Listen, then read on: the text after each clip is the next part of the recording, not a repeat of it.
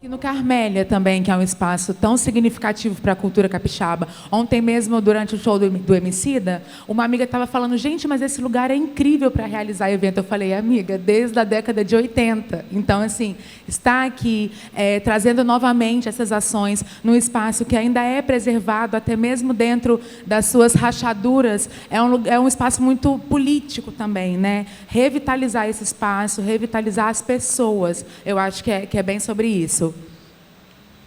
E o espaço desse auditório que estamos aqui hoje, né, como a Carol falou, é um espaço para conversas acolhedoras, para vocês se sentirem convidados pela própria Carmélia para sentar na sua sala.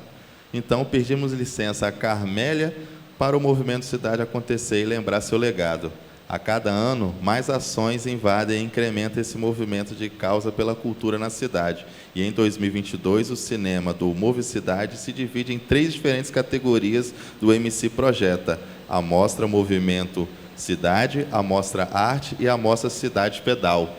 Questionar, refletir, contribuir com uma transformação social, há tempos faz parte da expressão audiovisual brasileira. Ações que se intensificam nos últimos anos, a partir da força de sujeitos de segmentos sociais que se tornam cada vez mais protagonistas de suas narrativas fílmicas, representando e fazendo-se representar muito além dos estereótipos dados por uma cultura massiva. Desde o dia 10 de agosto, a votação das mostras competitivas do MC Projeta foram abertas e hoje, às 20h15, teremos a premiação oficial dos filmes da Mostra Movimento Cidade. A coletânea de obras que compõe a Mostra Movimento Cidade vem recheada de experimentos estéticos, artísticos e recursos sonoros e visuais que tentam responder a tantas demandas instigadas pelo tecido social que se mostra tão flamejante no Brasil atual. Questionar e avançar é mais que urgente no atual momento histórico brasileiro, repleto de convulsões que distanciam ainda mais a classe e grupos sociais brasileiros. Nesse bate-papo, realizadores das obras audiovisuais do Movimento Cidade trazem um apanhado de suas reflexões e como seus processos e expressões artísticas contam um pouco da cidade que habita em nós. E, para compor essa conversa, temos a honra de apresentar os 11 representantes dos títulos selecionados para a Mostra Cidade Pedal, para questionar de que forma nós produzimos, nós contamos, causamos reflexões a partir dos nossos corpos. Aviso também que, por último, que toda a programação do Festival MC está sendo transmitida ao vivo pela TVE, a TV Educativa Capixaba. Vamos chamar, então, os cineastas representantes de cada título. Representando o filme Abjetas, Júlia da Costa, por favor. Seja bem-vinda, Júlia. Senta onde você quiser, tá bom? Nascida em Curitiba... Oi? Mas a Renata Mourão também vai participar. Ah, é o quê? Renata?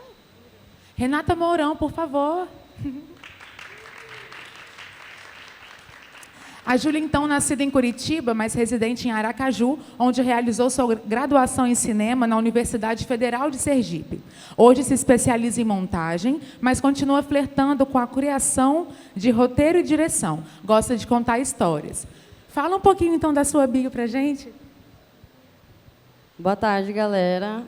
Estou muito feliz de estar aqui. Eu sou Renata Mourão. Eu sou co-diretora e co-roteirista de Abjetas 288 com a Júlia. E a gente está viajando pela primeira vez aqui, estamos muito felizes. E a gente flerta muito com a questão do cyberpunk, da montagem, a gente se identifica muito com montagem.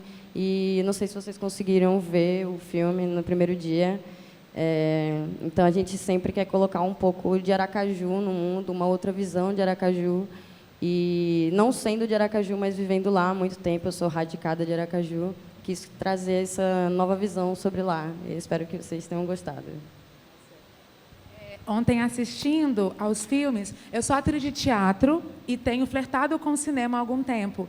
No teatro, o ator é muito protagonista do que se entrega, né? No cinema, eu fui aprendendo que existem muitas camadas de uma arte coletiva. Muitas camadas até chegar à atuação e outras tantas depois da atuação também, né? Na parte estética de direção de arte, a montagem. Mas, para além disso, a tela é mais uma camada que se coloca sobre a obra, né? É muito importante que esse espaço exista, de fato. Vamos voltar. Por favor, Jack, próximo. Representando o filme Acesso, convidamos Júlia Leite. Diretora, montadora e roteirista, Ainda Não é seu filme de estreia, premiado como melhor curta LGBT nacional do Festival Internacional de Curtas-Metragens de São Paulo.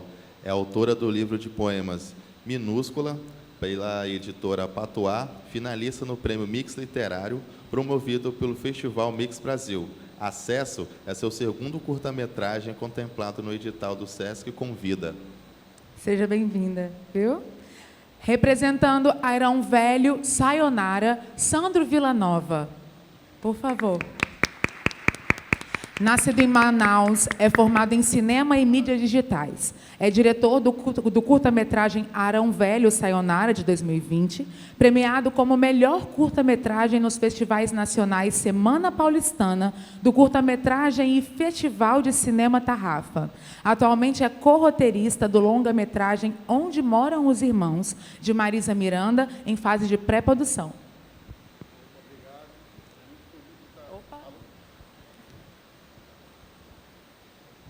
Obrigado. Estou muito feliz de estar aqui, de ter um festival presencial, assim, não estava mais aguentando ver as carinhas pelo computador. E acho que é isso.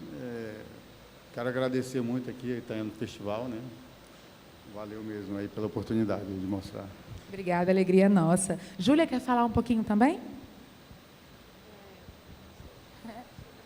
Se o microfone deixar. Não, eu só queria agradecer o festival e dizer que eu fui muito bem recebida por todo mundo aqui. Fiquei muito feliz com isso. E com a proporção do festival também, a disseminação da cultura. E é isso. Não sei, deixo para o bate-papo mesmo. Tá, a mediadora vai ajudar. Muito obrigada. Representando o filme Arreda Homem que Chegou Mulher, convido Renata Monte.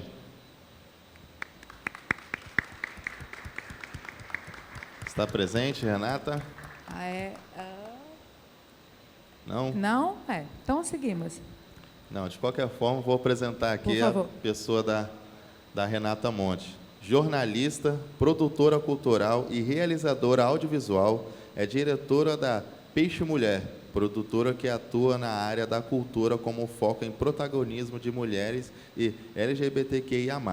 No audiovisual, dirige séries e clipes de artistas como Baiana System, Mestrinho e Braulio Bessa. Representando, então, o filme Cidade Sempre Nova, Jefferson Cabral. Por favor, fique à vontade. Jefferson é pesquisador, realizador e editor de vídeo em projetos audiovisuais. É graduando em História e Audiovisual, especialista em cinema e mestre em estudos... graduado, né? É mestre em estudos de mídia. Se interessa pelas imagens do passado e o arquivo, seja enquanto campo de pensamento ou como material de criação.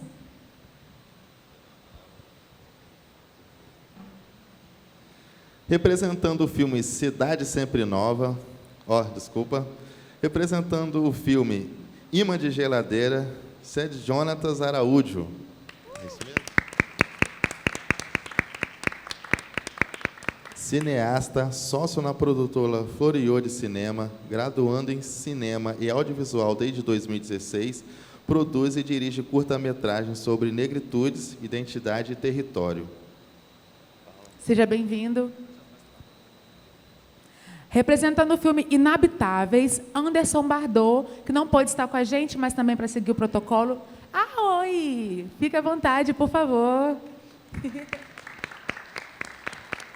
realizador audiovisual capixaba, formado em cinema e audiovisual. Anderson é diretor do curta-metragem Inabitáveis. O filme estreou no International Film Festival de Roterdã e participou de 70 festivais e mostras de cinema nacionais e internacionais, ganhando 13 prêmios. Anderson também ganhou o prêmio Emerging Artists Award. Ai, Anderson, depois você melhora isso daqui, por favor, seja bem-vindo. Quer falar um pouquinho agora? Eu acho que tem um microfone logo ao seu lado aí. Na cadeira mesmo. Isso.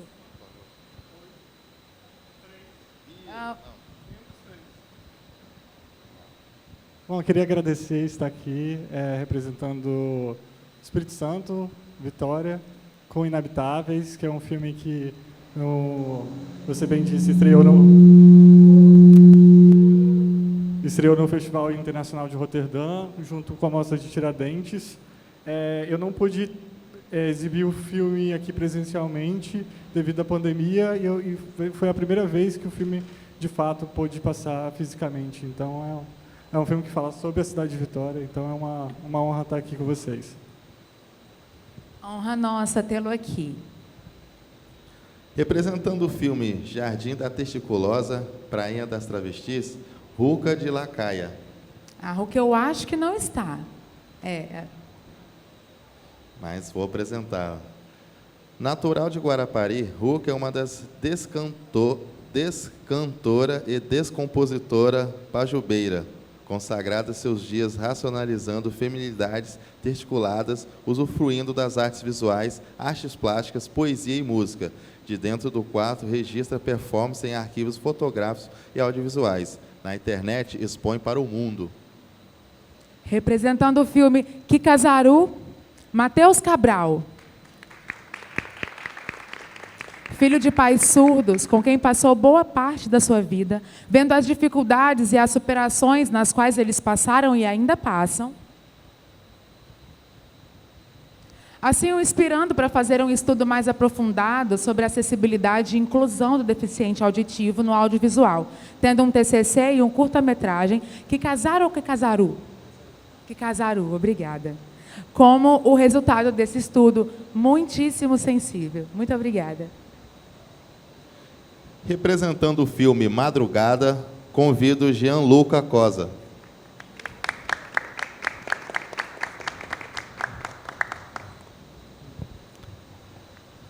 Realizador graduado em cinema, seu título Madrugada foca em um retrato do trabalhador do sul do Brasil, através de um hibridismo entre documentário e ficção. Dentre seus projetos anteriores se destacam os curtas Construção, de 2020, e Um Lugar ao Sul, 2018. Representando o filme Ruína do Futuro, Dori Kazakho, por favor. Formada em arquitetura em Budapeste, atua como cenógrafa e arquiteta de interiores. Trabalhou no departamento de arte de filmes longa-metragens internacionais, como Midsummer, Bird of Paradise e a série FBI da CBS americana. Seu envolvimento com a dança vem desde a infância, além de sua participação em diversos workshops e festivais de dança contemporânea na Europa. E para mediar esse bate-papo, eu queria convidar a Natália Dornelas.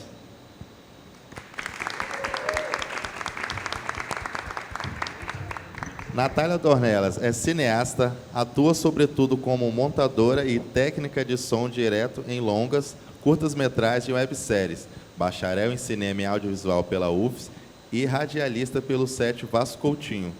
Integra o coletivo Remonta Audiovisual, que realiza ações de formação em cinema e audiovisual para mulheres, pessoas transgênero e não binárias. Atualmente está em pré-produção do seu primeiro curta-metragem de ficção, Sola. Natália, a palavra é sua. Conta um pouquinho da sua trajetória e daí você segue, por favor. Bom bate-papo para todos nós. Olá, vocês me ouvem bem? Tudo certo? Tudo bem, gente? Tudo certo, meus colegas aqui comigo? Estou muito animada, gente. Primeiro, eu queria muito parabenizar os filmes, tá? Muito potentes, muito bonitos. e muito urgentes, né?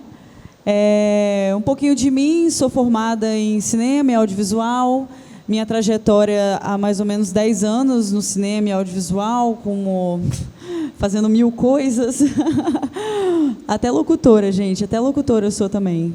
Tá? E aí, essa é a primeira vez que eu vou dirigir um curta-metragem, então eu acho que é a coisa mais legal para falar sobre isso agora, né? Que está tudo muito quente, né? Está tudo muito acontecendo agora, então eu acho que vai ser muito bom essa troca com vocês, a gente vai conseguir conversar sobre os filmes, sobre o processo, que eu acho que é mais interessante e que as pessoas também querem ouvir sobre o processo, né? Enfim, como que vocês chegaram também nessa trajetória. E eu acho que de mim é isso, assim, eu estou nessa produção do Sola, eu vou gravar em outubro, e tem sido ótimo poder planejar o filme, pensar, enfim, estruturar. E eu estou muito animada com tudo que vem por aí. E a gente vai falando sobre durante o papo. Tá bom, gente? Vamos começar do começo? Eu gosto de começar do começo. Eu queria que vocês falassem um pouquinho dos filmes, um pouquinho dos temas que eles trazem, né? Enfim, um pouquinho do processo e mais ou menos a inquietação também, né, de cada um para fazer esse filme e o que motivou. Eu vou começar na ordem aqui, pode ser? Que a gente está meio que na ordem assim. E aí a gente começa de lá, com as meninas do Abjetas. Que são duas, né? Fala pra gente. Alô? Estão me escutando? Tá, massa. Então, primeiramente, agradecer demais ao festival por estar aqui, porque desde que eu ouvi falar do festival pela primeira vez, assim, eu já estava muito a fim de escrever, porque tem tudo a ver com Abjetas 288, né? Ele foi um filme que ele nasceu de uma inquietação muito forte, porque ele começou a ser pensado em 2018, logo quando Bolsonaro tinha acabado de se eleger, né? E aí, como duas mulheres LGBT em uma cidade, vivendo a cidade, porque eu e Renata, a gente sempre viveu muito a cidade, assim, sempre na rua, assim, e, enfim, Renata é muito do pedal e, enfim, a gente sempre viveu na rua os nossos melhores momentos, assim, em Aracaju. E foi muito punk, assim, esse momento, porque a gente estava morrendo de medo, né, da rua também, e, enfim, do nosso futuro, estava tudo muito incerto. E aí não tinha como Abjetas deixar de ser um filme distópico, né, pensando sobre o futuro e com várias, enfim, com tudo muito apontando para um futuro péssimo, assim, para a gente, principalmente. E aí, a gente se encontrou numa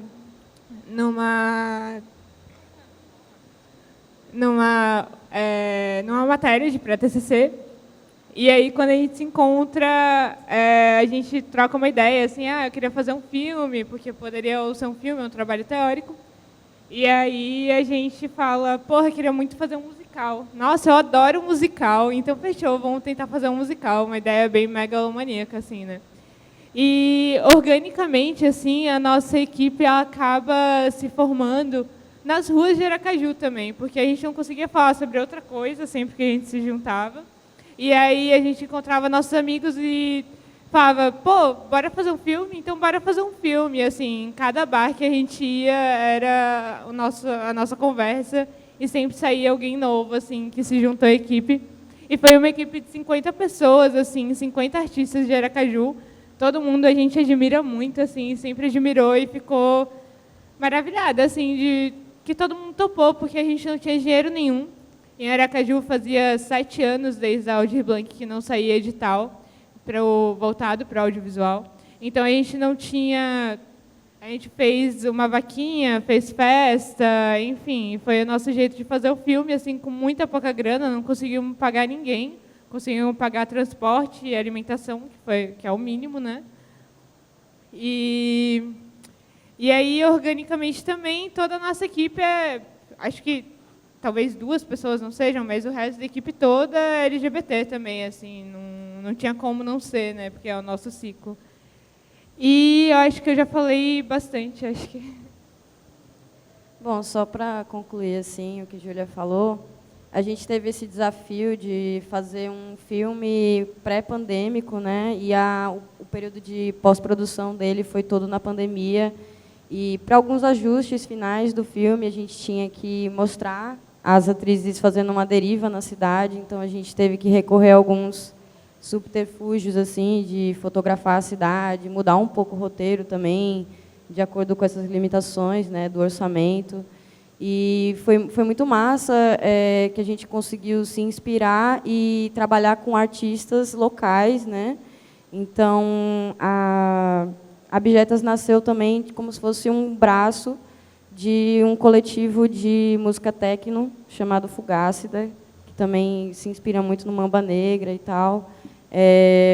Foi muito massa para a gente, porque eu não tinha contato com a cena techno, eu tinha mais uma questão de lidar com a cidade com uma outra perspectiva, e foi um aprendizado incrível e está dando ainda muitos frutos para a gente, então acho que foi bem interessante esse processo. Acho que a Júlia foi bem completa no que ela falou.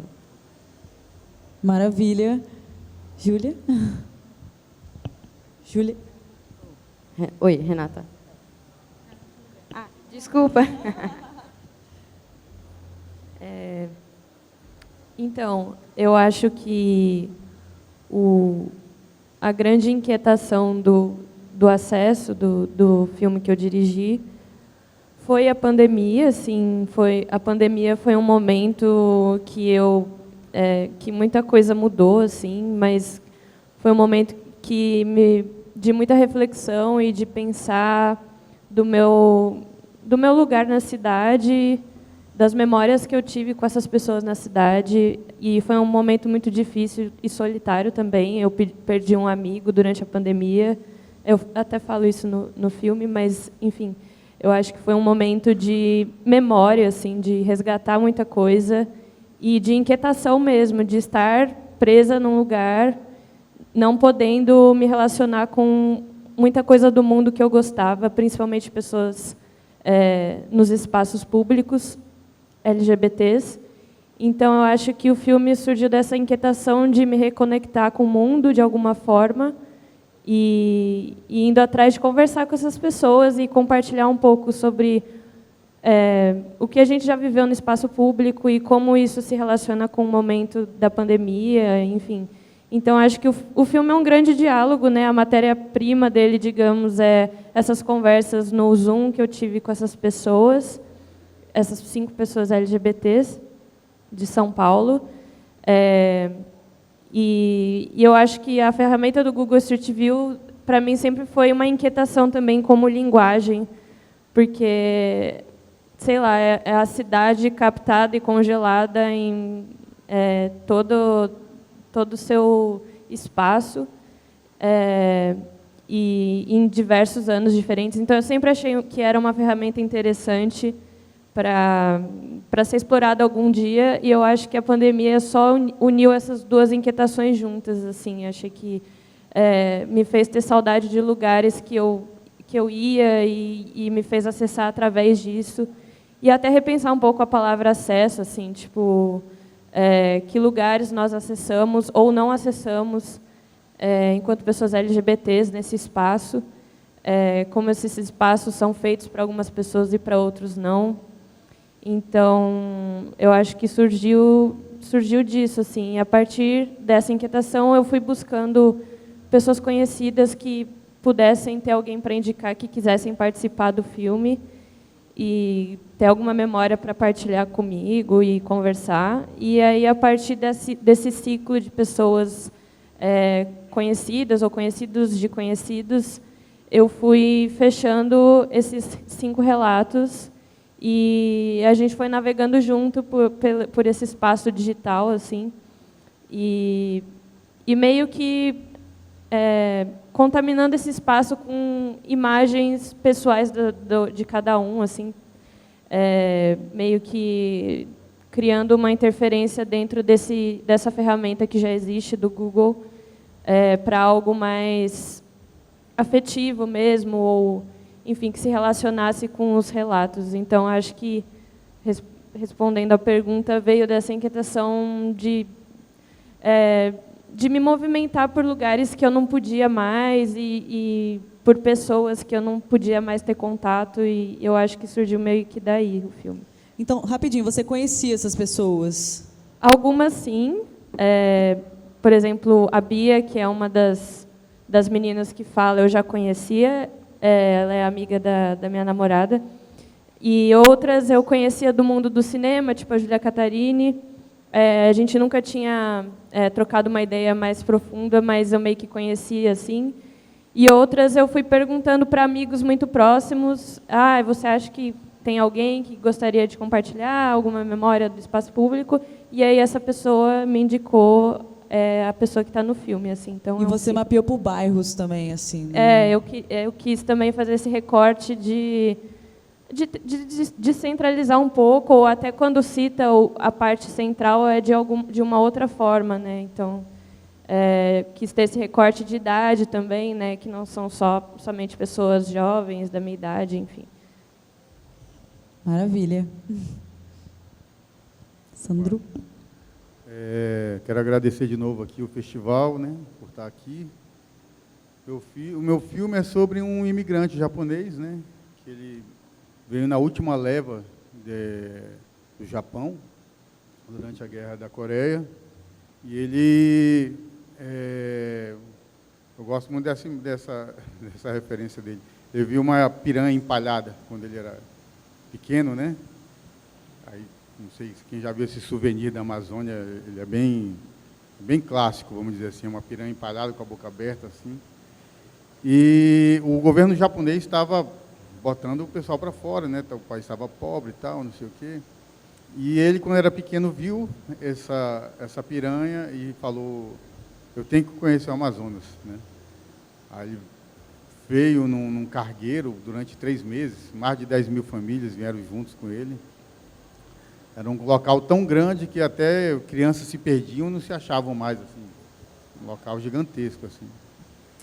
E grande parte da família dele foi muito próspera, assim, ganhou terrenos no Pará, em Belém, em São Paulo.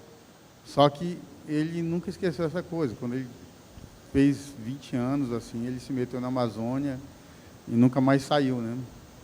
Passou inúmeras aventuras, assim, até chegar nessa cidade, que é bem no coração da Amazônia, que é Airão Velho. Ela era uma cidade muito mais próspera que Manaus. Inclusive, ele tinha mais armamento para tomar Manaus, se quisesse, e tal. E ele encontrou uma mulher lá, que era a última descendente dessa família, que fundou essa cidade, os Bezerras, né? E ela pede para que ele não deixe a memória morrer do local, faz um pedido assim.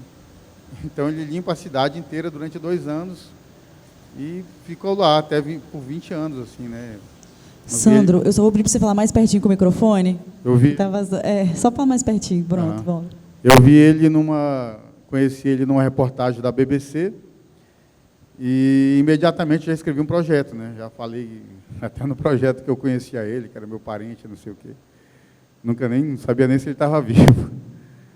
E quando eu cheguei no Amazonas, descobri que essa parte era uma parte que ele morava, era uma parte sem trânsito, né?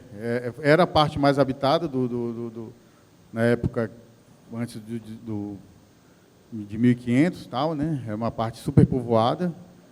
E depois do choque, né, entre os portugueses, tal, virou a parte mais desabitada do Rio Negro. Então não tinha trânsito nenhum, eu tinha que pagar uma expedição para ir lá e ver se ele estava vivo, se ele estava lá ainda, se ele ia topar participar da coisa. Só que eu fiquei muito doente, tudo dando errado, e descobri que ele também estava doente, bem do meu lado, tal, né?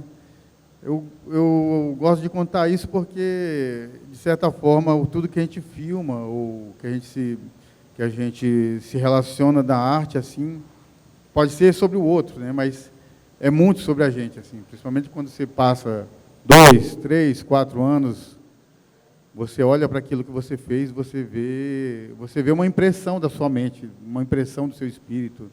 A vida dele era grande, enorme, e eu fiz um recorte, deixei coisas de fora, deixei coisas do lado de dentro. Isso tudo, eu vendo agora, tem muito mais a ver comigo do que...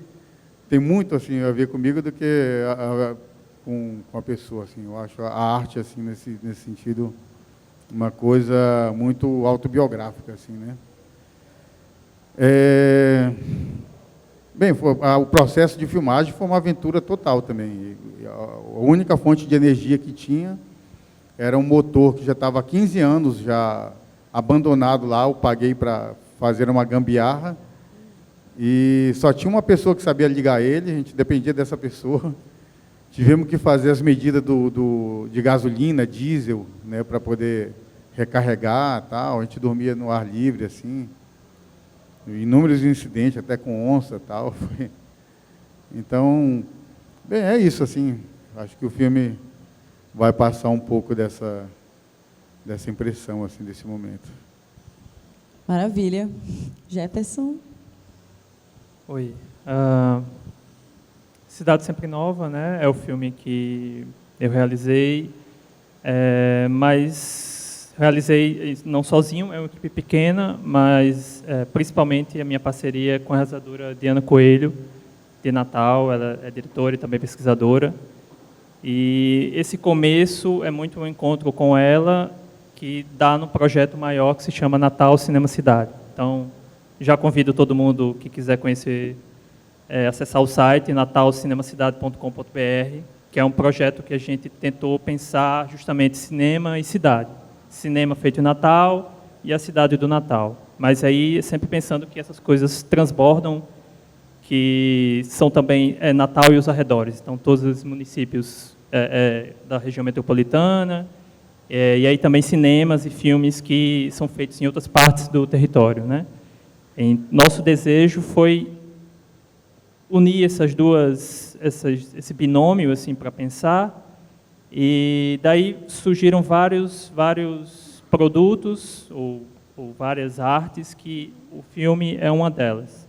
E aí esse encontro se dá na Universidade Federal do Rio Grande do Norte. Então, esse filme tem muito uma parte acadêmica, assim, que não sei se chega para todo mundo, porque também é uma coisa muito da minha cabeça, muito das minhas referências enquanto filme ou enquanto textos mesmo. Então, o filme tem esse nome, Cidade Sempre Nova, porque ele é baseado num artigo, na verdade não, numa crônica do Câmara Cascudo, que é, né,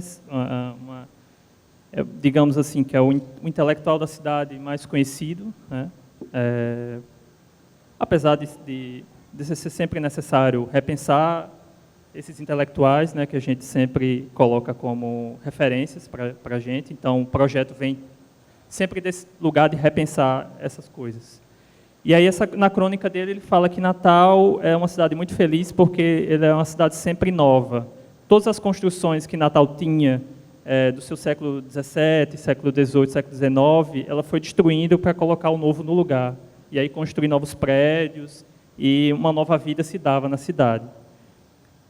Então, essa perspectiva assim, de ter uma Natal, uma cidade sempre nova, uma Natal sem passado, porque os prédios e toda a urbanidade que a gente vive nas ruas, isso dá a nossa camada de passado, dá a nossa referência daquilo que a gente foi, né? E tem sempre essa coisa que se conecta com a história do Brasil, que a gente não se dá bem com nossas memórias, a gente não se dá bem com aquilo que a gente viveu no passado, com o nosso processo de colonização. E esse texto foi algo que bateu em mim assim, e que aí eu fui trazendo outras perspectivas relacionadas ao próprio cinema. O cinema de Natal é um cinema muito novo, assim, o cinema do Rio Grande do Norte. Novo no sentido porque são poucos editais, quase não tem edital. Do pouco que tem, é um valor muito baixo. E tem muita gente querendo fazer, pessoas se formando na universidade, então tem uma grande demanda. Só que é um cinema mais ou menos que vamos dizer assim, começa a circular com mais facilidade no Brasil a partir de 2012, 2013, 2014. Então, é isso, vai fazer 10 anos agora de uma movimentação maior nessa cena potiguar, né, na cena do Rio Grande do Norte.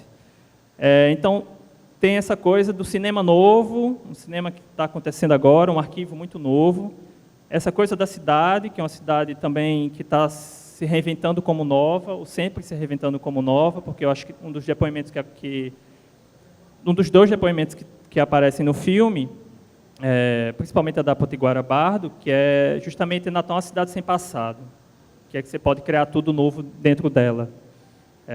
Então, a gente, quem mora em Natal, sempre tem isso assombra, isso é algo que a gente escuta desde sempre, né? Natal é uma cidade sem passado. E aí é um exercício, o filme é um exercício de combinar várias imagens, vários filmes, imagens recentes, né? Ou imagens de produções também um pouco antigas. Tem um filme do Eduardo Coutinho, que é do Teodorico Bezerra, Imperador do Sertão. Tem um filme Boi de Prata, de 1980, que acho que são as duas únicas imagens mais antigas. Mas, ainda assim, foi isso. Dentro desse filme é procurar as imagens que mostram a cidade de Natal, ou que falam sobre a cidade de Natal. E aí é sempre lembrar que os filmes captam a nossa cidade, captam os corpos que estão passando. Então, o filme é muito além da narrativa em si, né? Está sempre registrando algo. E aí eu fui sempre atrás desse algo que não estava necessariamente na frente da tela, eu não queria dizer que estava na frente. E aí isso, pensando nesse lado acadêmico, o texto da Bell Hooks, né, O Olhar Opositor, foi um texto que me fez assim, entrar nesse lugar de ver as imagens com outra camada, né? Tentar buscar pontos que eu não estava enxergando na cidade em que eu vivia ou que eu não estava enxergando necessariamente no cinema. Então, só dar um exemplo para encerrar rápido, eu acho que estou falando demais. Em Natal, a gente divide a cidade em 4 zonas: Zona Norte, Leste, Oeste e Sul. Zona Leste é a parte mais antiga da cidade, a mais rica também. Zona Sul também é a mais rica, é a parte mais turística. Zona Oeste é essa parte periférica que vai se construindo mais longe do centro, e Zona Norte é o outro lado da ponte, como ela é assim conhecida. Então, ela fica depois do Rio Potengi. E esse depois eu digo a partir da perspectiva da Zona Leste, assim, a partir do centro onde a cidade foi colonizada, né? Então, eu morei na Zona Norte, eu morei na Zona Oeste, eu moro hoje na Zona Sul. Então, essa minha perspectiva de viver nesses locais me fez questionar e olhar para os filmes e pensar, poxa, por quê? Quantos filmes há, quantas imagens há da Zona Leste ou da Zona Norte da cidade? Por que eu vejo tantos filmes da Zona Sul nas imagens? Né? E aí, ver na Zona Sul é ver os prédios, é ver as pessoas, é ver as ruas que eu consigo reconhecer nas imagens. Então, esse questionar esse lugar, né, que imagem, onde os filmes se passam na cidade, né, quando se passam na cidade, num determinado local, porque são histórias sempre tristes ou violentas, como as cenas do filme, assim, e porque em outros é outra perspectiva, é algo que é muito mais ligado à praia, é muito mais ligado enfim, a uma relação turística com a cidade. Então, essa coisa do olhar opositor é me observando isso que acontece na cidade, que os filmes imaginam, registram, e é mais ou menos tudo isso que está dentro. Por isso que eu falei que é muito doido, porque isso tudo acontece na minha cabeça, o projeto começou em 2018, e é muito tempo, você fica lá montando sozinho, e as coisas, é isso. Às vezes é muito dentro e não sei se... Sim, entendi. Já ficou difícil para mim, que você já respondeu tudo, tá, gente? Jeff já falou tudo que tinha para falar. Todas as minhas perguntas ele já respondeu. Vamos aqui para o Bardot. Pessoal, a gente só precisa acelerar um pouquinho a sua apresentação de vocês, para a gente ouvir todo mundo, tá bom? E aí poder fazer as perguntas, senão eu não vou conseguir perguntar. Bom, eu vou tentar ser mais rápido, sucinto e direto. Por favor, Inabitáveis. Anderson Bardot. É um filme que foi inspirado num espetáculo de dança que surgiu em 2013. É o primeiro espetáculo que aborda o tema homossexualidade e negritude nos palcos do Teatro de Vitória. Inclusive, o Teatro Carlos Gomes está fechado desde a última vez que a gente gravou. A gente gravou e fechou o teatro, está lá fechado.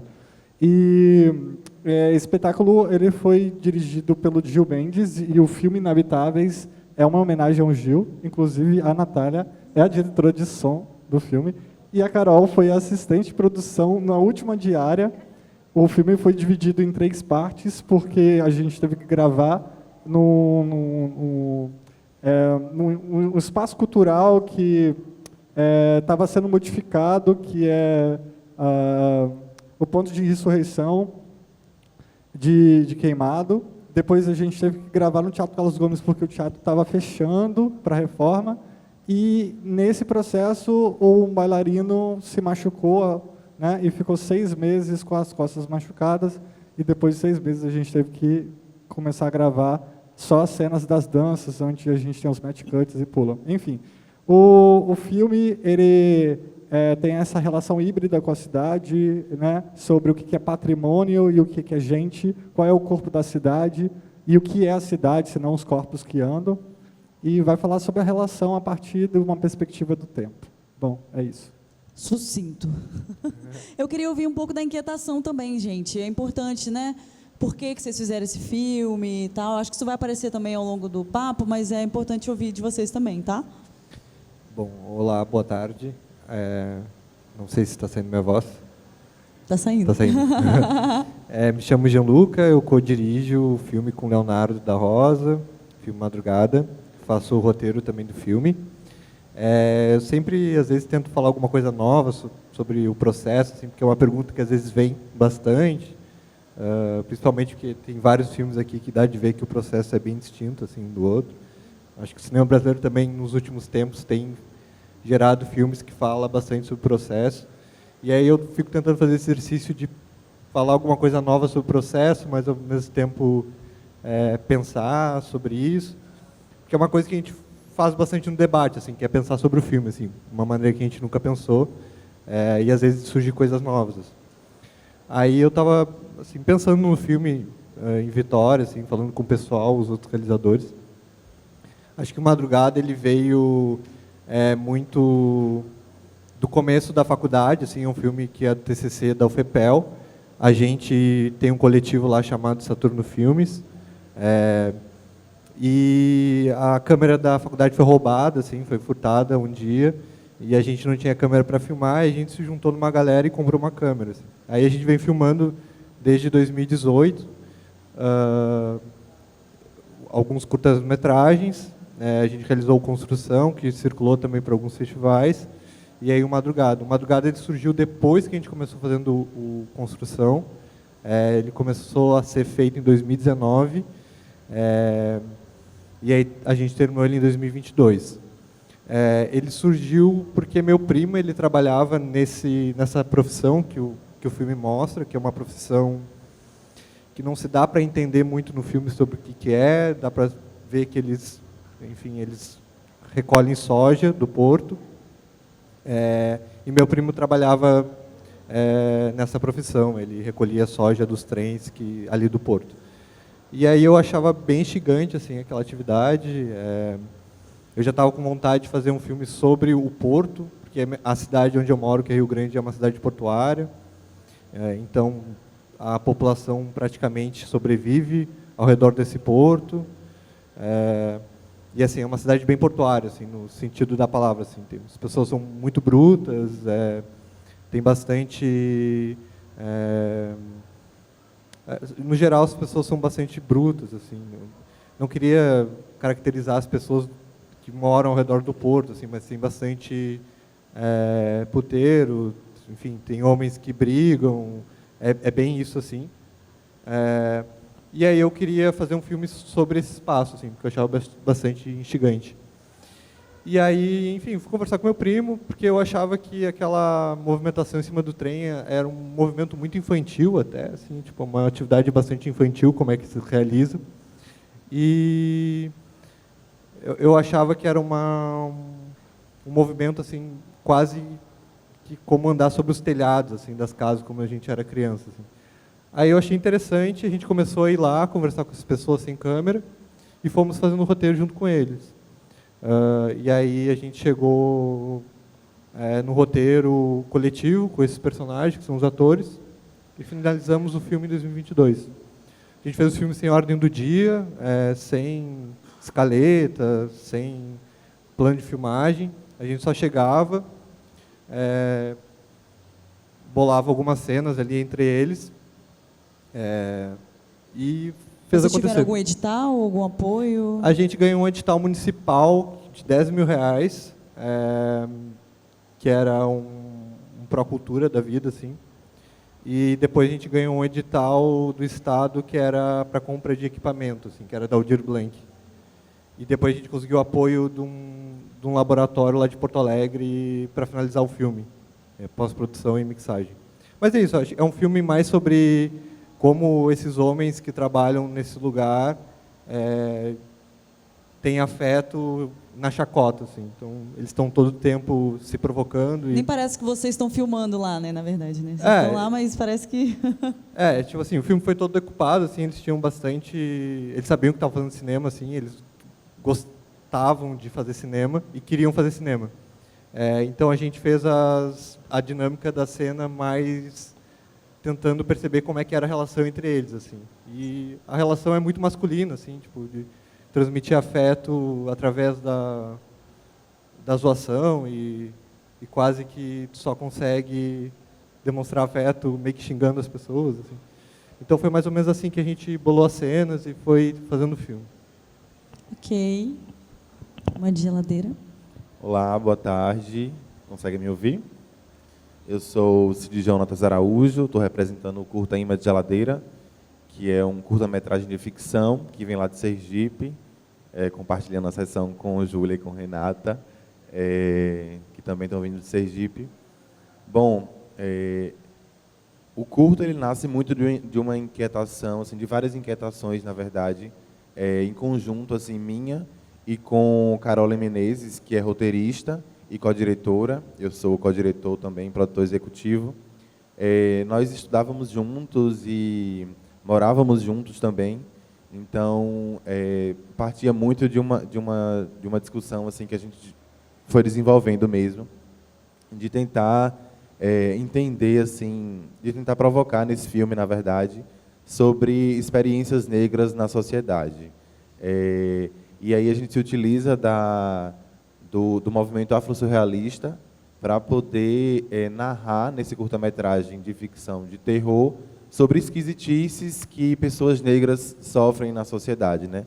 Então a gente se utiliza metaforicamente de uma geladeira que começa a abduzir homens negros para falar sobre como, no caso desse filme, essa esquisitice ela está organicamente conectada com o mundo em que a gente vive, com o mundo pela maneira como nos foi dado a conhecer mesmo, né? Tentando inflar essa esquisitice, nesse caso, né?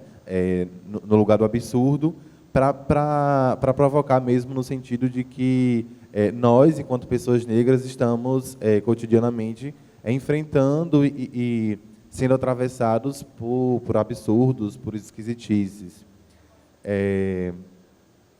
Sobre o processo de produção desse filme, foi bem interessante, assim, porque como as meninas de Sergipe falaram, a gente não tinha edital há muito tempo voltado para a cadeia audiovisual. Então, a gente foi construindo o roteiro. Caroline fez o primeiro tratamento, me apresentou, e aí a gente botou muita fé mesmo assim, no projeto, mas a gente ficava meio receoso, porque a gente sabia que, embora tivesse um roteiro que a gente tivesse gostando, seria muito difícil produzir em Sergipe, porque, basicamente, fazer ficção, uma ficção que beira a ficção científica, uma coisa afro-surrealista. É caro, né? Oi? É caro, sobretudo. Exatamente, é caro. Assim, o cinema, de um modo geral, é muito caro, e pensar nesse tipo de cinema com efeitos especiais, né? Enfim. E aí a gente teve, assim, contou com a sorte também de ser aprovado no Laboratório Negras Narrativas, que foi organizado pela APAN, que é a Associação dos Profissionais do Audiovisual Negro, e que nesse ano teve recursos da Amazon Studios e da Amazon Prime Video. E aí a gente teve uma mentoria mesmo com profissionais muito renomados, assim, que já eram referências para o nosso projeto, como Renata Martins, Jefferson Day, uma galera do cinema negro muito, muito foda mesmo. E aí, ao final do laboratório, a gente acabou vencendo e ganhando uma premiação para poder realizar o curta, né? Aí, além disso, a gente também aprovou na Lei Aldir Blanc, e foi o que tornou possível mesmo que a gente conseguisse reunir uma galera muito foda, assim, majoritariamente negra e periférica de Sergipe, que a gente já admirava o trabalho e que a gente queria reunir mesmo num filme, num projeto, mas que era algo que beirava o impossível exatamente pela falta de financiamento. Então, uma outra tecla que a gente bate muito nesse filme é pensar um cinema descentralizado, né? De pensar esse cinema que fala sobre corpos nordestinos, sergipanos, negros, a partir de pessoas que estão atravessadas por esses marcadores mesmo, e de pensar também uma produção que não está no eixo e que também vai de encontro, assim, né? Quer, na verdade, desestabilizar uma certa estética que é muito herdada de um pensamento, enfim, de uma cultura eurocêntrica, que acaba por invisibilizar certas estéticas e narrativas porque são dissidentes a esse pensamento. Eu acho que, inicialmente, é um pouco disso, a gente pode debater mais. Maravilha. Bem, boa tarde. Está saindo meu som? Tá baixinho aqui na frente, né? Está bem baixinho. Ah, show, perfeito. Show. Perfeito. Vou tentar ser tão breve quanto o meu filme né? Que é bem curtinho. Queria agradecer, primeiramente, o festival, que está uma coisa linda, maravilhosa, gigantesca, né? E a minha inquietação é a minha convivência com minha mãe, né? Basicamente. Minha mãe é deficiente auditiva, eu sou filho de pais surdos, convivi minha adolescência, minha infância e adolescência inteira com minha mãe, e vivenciei o dia a dia dela, a relação dela com a falta de acessibilidade que a cidade tem até hoje. Então, para desenvolvimento do meu curta-metragem, na verdade, ele teve base no meu TCC, uma base super teórica, e ele foi um produto do meu TCC, né? Que, na verdade, curiosamente, nem era para ser esse curta em si. Eu escrevi um roteiro gigantesco para ser uma ficção mesmo, e acabou que, com o tempo, a pandemia, eu tive que encurtar e fazer um teaser. Na verdade, isso daí era um teaser do filme que eu tinha escrito. Mas funcionou muito bem ele do jeito que ele está. Inclusive, eu acho que ele está melhor do que o filme que eu escrevi mesmo. Então, basicamente, é isso. Assim, a inquietação foi a falta de acessibilidade que eu via na cidade perante a minha mãe. Sim, maravilha. Boa tarde, meu nome é Dori, eu sou da Hungria. Primeiro bate-papo em português. Nosso filme é um videodança, Ruína do Futuro. Sou diretora e roteirista.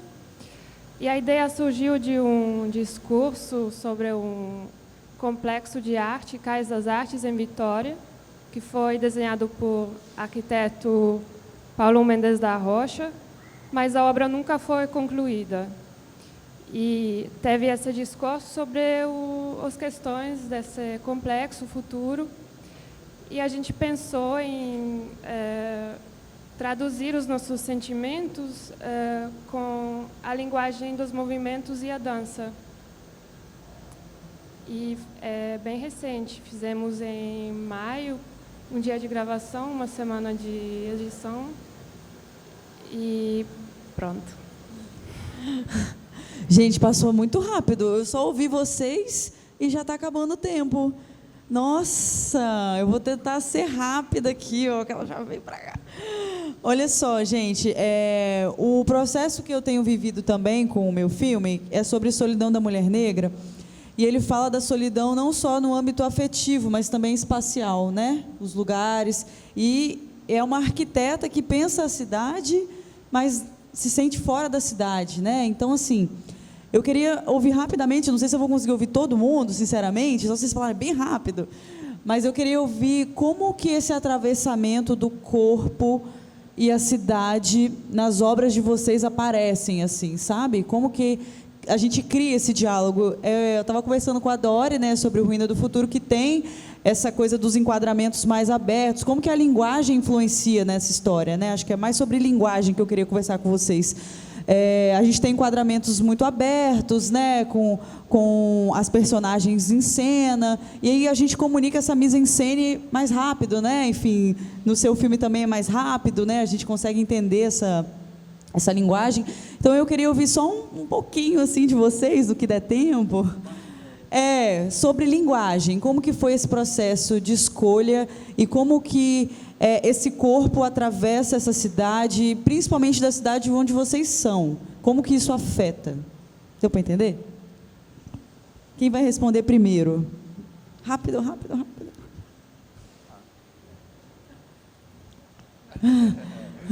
Vou começar então. Vai lá. Eu acho que, bom, em primeiro lugar, assim, o bairro onde a gente filmou, Imã de Geladeira, que é o Rosa Elze, em São Cristóvão, Sergipe, a gente tentou inserir a locação, o bairro mesmo, como um personagem também, né? Então, a cidade, o bairro, ele tinha total relação com a narrativa, porque a gente queria mesmo tentar introduzir um modo de vida específico, de uma periferia específica em Sergipe nesse filme. Então, tem o próprio modo como as pessoas se relacionam com a cidade, né? Tem uma coisa que acontece muito lá, que é uma coisa tradicional de periferias mesmo, que é essa coisa de colocar barraquinhas na frente de sua casa, assim, para vender frutas ou para vender doce. Então, isso é uma coisa que aparece no filme. De tentar levar mesmo essa estética de uma periferia para o filme. Além disso, o atravessamento desse corpo pela cidade, eu acho que tem tudo a ver com o que eu já falei, assim, sobre esses atravessamentos para a experiência negra, enfim, de a cidade ser um lugar que oferece risco mesmo para essas pessoas, né? Eu acho que, de um modo geral, é isso, assim, de tentar entender mesmo e provocar nesse sentido, assim, da relação dessas pessoas com a cidade, mas que oferece risco, mas que nesse filme também a gente tenta trazer uma proposta afetiva mesmo desses personagens com o lugar onde eles estão, enfim, pensando o próprio recurso sonoro, por exemplo,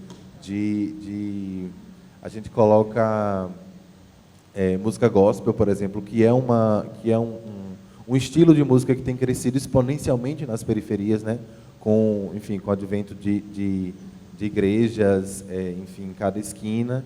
Então, os próprios rádios postes, enfim, carro do ovo, tentar pensar essa sonoridade afetiva da cidade, como é que ela tá atravessada nesses corpos periféricos mesmo, para poder, a partir daí, pensar um desenho sonoro mesmo para o filme.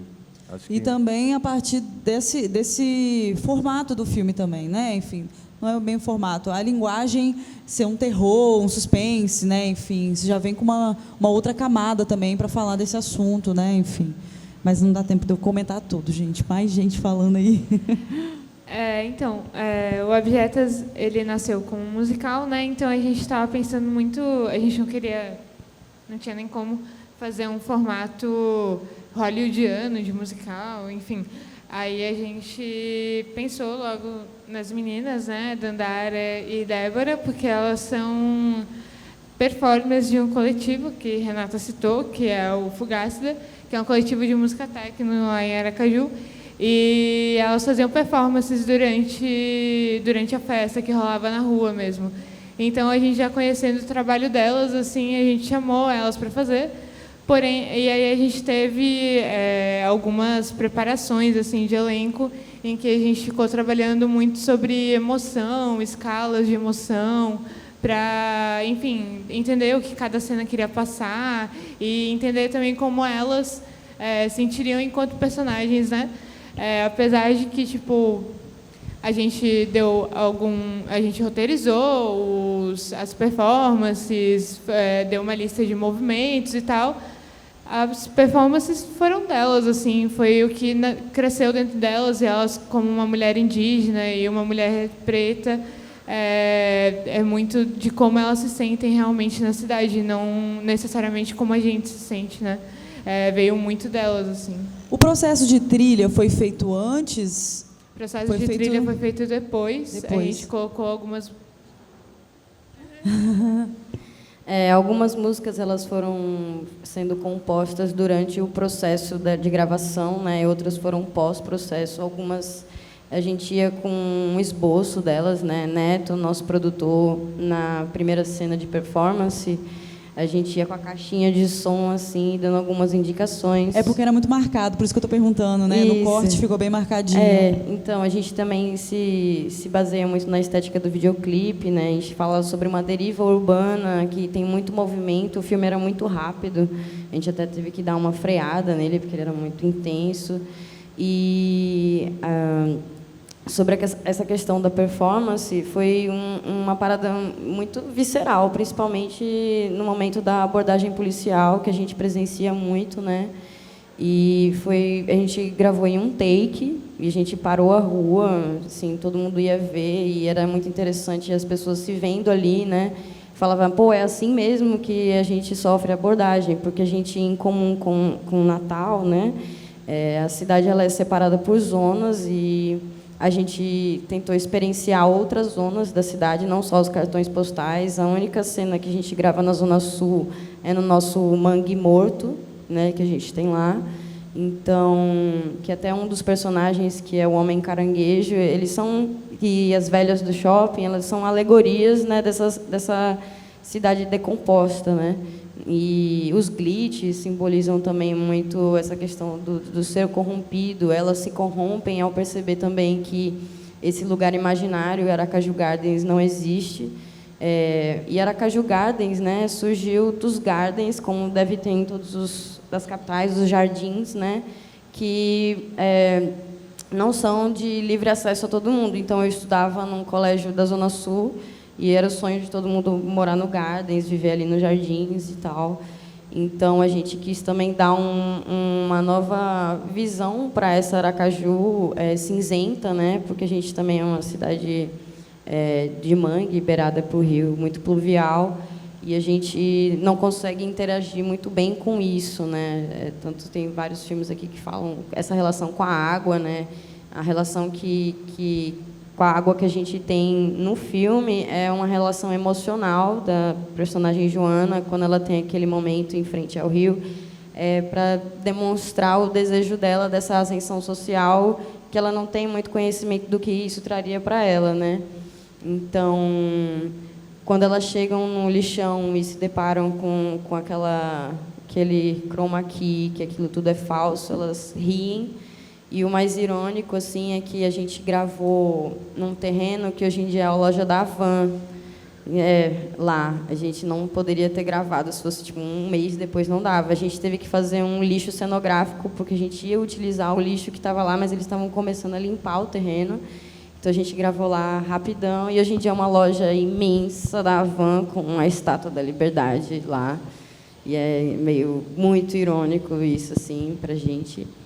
E é isso, acho que a linguagem que a gente queria passar é um pouco violenta e pessimista, mas no final a gente queria só também deixar pontuando que o movimento já é uma saída, né? Então a gente se movimentar também é um tipo de solução. Sim. Antes de continuar, se mais alguém falar, eu queria saber se alguém tem alguma pergunta. Porque daí a gente já consegue direcionar e encaminhar, gente. Acredite, já está acabando mesmo.